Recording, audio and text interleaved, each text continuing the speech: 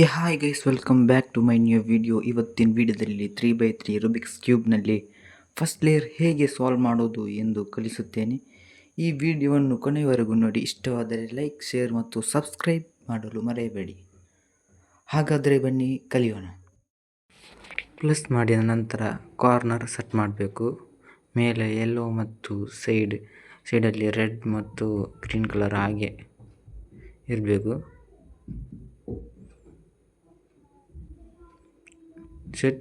Set ಮಾಡಿ ಆದಮೇಲೆ colour ನೋಡಿಕೊಂಡು ಸಾಲ್ವ್ ಮಾಡಿ. ಬ್ಲೂ ಮತ್ತು ರೆಡ್ ಇರಬೇಕು. ಮೇಲೆ ಯೆಲ್ಲೋ, ಸೈಡಲ್ಲಿ ಬ್ಲೂ ಮತ್ತು ರೆಡ್. ನೆಕ್ಸ್ಟ್ ಕಾರ್ನರ್ಗೆ ಬನ್ನಿ. ಅದಾದಮೇಲೆ